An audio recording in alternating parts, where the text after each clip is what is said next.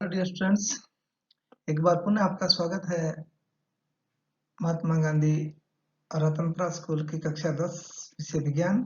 आज हम chapter second में टॉपिक अंतःस्रावी तंत्र के बारे में जानेंगे और समझेंगे। मैं देवीलाल बिश्नोई आपका। अंतःस्रावी ग्रंथि हमारे शरीर में विभिन्न क्रियाएं हर समय होती रहती है, जिसमें दो प्रकार की क्रियाएं मुख्य रूप से होती है। एक होती है ऐच्छिक और दूसरी होती है अनैच्छिक। ऐच्छिक क्रियाओं का नियंत्रण हमने तंत्रिका तंत्र में पढ़ा था कि वो नियंत्रण करते हैं और ये क्रियाएं बहुत ही तीव्र गति से होती है। इसके अतिरिक्त कुछ अनैच्छिक क्रियाएं होती है जिनका नियंत्रण विशेष रासायनिक पदार्थों द्वारा होता है, जिसे हार्मोन्स कहते हैं। ये मंद गति से होने वाली क्रियाएं होती है और इनमें कुछ रासायनिक पदार्थ रक्त में होकर वृद्धि, जन्म, उत्सर्जन, पाचन आदि क्रियाओं पर नियंत्रण करते हैं। शरीर के भीतर कुछ ग्रंथियां ऐसी है जिनका रस नलिका द्वारा उनसे निकलकर रक्त में मिल जाता है, यानी कि सीधा रक्त में मिलता है, किसी अंग में नहीं पहुंचता है और उस रक्त के द्वारा उस अंग तक पहुंचता है। जैसे श्वेत ग्रंथ, लार ग्रंथि, अग्नाशय, अस्थियां, ये ऐसी ग्रंथ जिनका स्राव या तो सीधे अंग के भीतर निकलता है। इन ग्रंथ प्राय समृद्ध अंगों में संपर्क इकट्ठा होता है, इसलिए इन्हें नलिका विहीन, यानी इनमें कोई भी नलिकाएं नहीं होती, ग्रंथियां कहती हैं और इनके द्वारा स्रावित पदार्थ सीधे रक्त में युक्त होकर सारे शरीर में बहता है। इन्हें अंतःस्रावी हार्मोन और इन ग्रंथियों को अंतःस्रावी ग्रंथियां कहते हैं। मानव शरीर में पाई जाने वाली अंतः ग्रंथियां होती है, वो पहली है हाइपोथैलेमस। ये अग्र मस्तिष्क का प्रमुख आधार भाग है और इसका मुख्य कार्य, ये जो पिट्यूटरी ग्लैंड है, इसके जो स्रावित हार्मोन है उसको नियंत्रण करना होता है। ये दो प्रकार से नियंत्रित है, तो मोचक हार्मोन और एक निरोधी हार्मोन।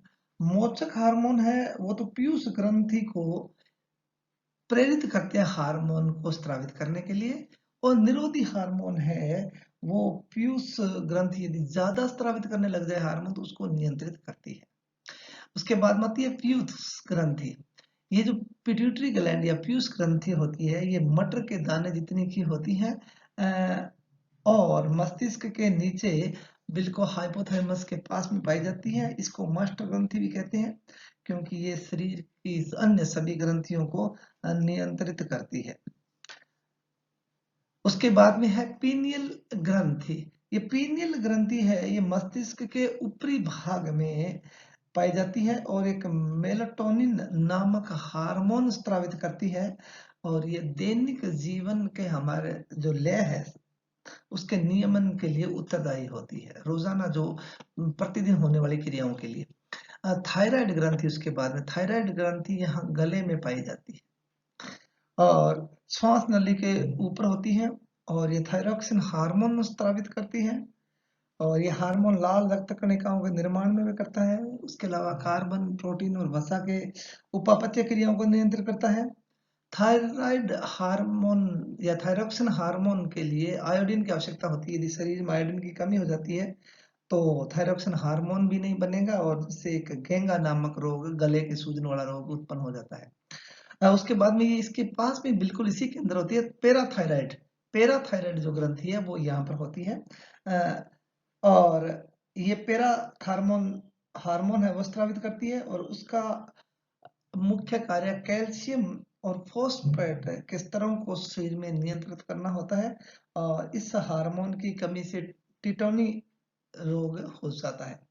उसके बाद में है अग्नाशय, पैंक्रियास जिसको अपने कहते हैं। इसमें इंसुलिन हार्मोन स्रावित होता है, जिसमें क्या होती है कि लैंगरहैंस द्वीप कोशिकाएं होती है, जिसमें ये अल्फा और बीटा लैंगरहैंस द्वीप कोशिकाएं होती है।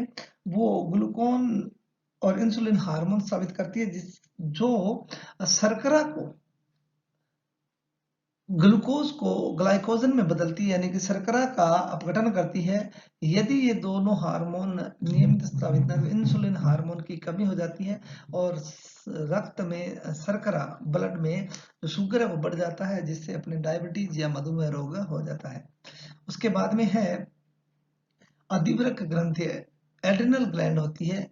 ये वृक्क के दोनों किडनीज के दोनों सिरों पर होती है, और एड्रेनलिन और नॉरएड्रेनलिन दो हार्मोन स्रावित करती हैं, और ये हार्मोन हमारे आपात स्थिति के अंदर हमें सुरक्षित रखने का काम करते हैं। इसके अलावा हृदय की धड़कन, संकुचन, श्वसन दर, पुतलियों का फैलाव आदि का भी नियंत्रण करता है। अर्थात ये सारे कार्य आपातकालीन स्थितियों में किए जाते हैं, इसलिए इसको आपातकालीन हार्मोन भी कहते हैं। उसके बाद में है थाइमस ग्रंथि। थाइमस ग्रंथि मनुष्य का जो हृदय होता है उसके ऊपरी भाग में होती है, और ये पेप्टाइड हार्मोन उत्पन्न करती है, परंतु क्योंकि ये छोटे बच्चों में ही विकसित होती है, जैसे ही मनुष्य युवा अवस्था में आते हैं तो ये सिकुड़ जाती है बिल्कुल। उसके बाद में है जनन ग्रंथियां, उसमें दो होती हैं। एक होती है ओवरी, या अपने जिसको अंडाशय ग्रंथि कहते हैं। ये अंडाशय ग्रंथि मादाओं में एस्ट्रोजन और प्रोजेस्टेरोन हार्मोन स्रावित करती हैं, और यह हार्मोन मादा में लैंगिक गौण लक्षण है उनको प्रकट करती है, और मादा लक्षणों को नियंत्रित करती है, मासिक चक्र को, गर्भ अनुरक्षण, इन सब कामों में काम आती है। उसके बाद में है नर जनन ग्रंथि टेस्टिस। ये केवल नर में पाई जाती है और टेस्टोस्टेरोन हार्मोन स्रावित करती है, और इस हार्मोन मानव लैंगिक गौण लक्षणों के साथ साथ शुक्राणुओं का निर्माण में भी भूमिका। तो ये आपके अंतःस्रावी ग्रंथियों का पाठ पूरा हुआ। इसी के साथ आपका ये अध्याय भी पूरा हो जाता है, दूसरा मानव तंत्र से संबंधित। इस अध्याय में हमने कुछ चित्र हाथ से बना करके भी डाले हैं, और कुछ चित्रों को हमने नेट से भी डाउनलोड किए हैं, इंटरनेट से। आप इन स्पष्ट समस्त चित्रों को स्पष्ट रूप से अपनी अभ्यास पुस्तिका में बना करके लाइएगा, और जितने चित्र आप साफ और अच्छे बनाओगे उतना ही आसानी से आपको ये अध्याय समझ में आए। धन्यवाद आप समस्त बच्चों को इस वीडियोस को देखने के लिए और सुनने के। इन वीडियो को दोबारा बार बार देख करके उनके चित्रों को आप बना सकते हो, और आवश्यकता पड़ने पर अपने कक्षा के अंदर भी पूछ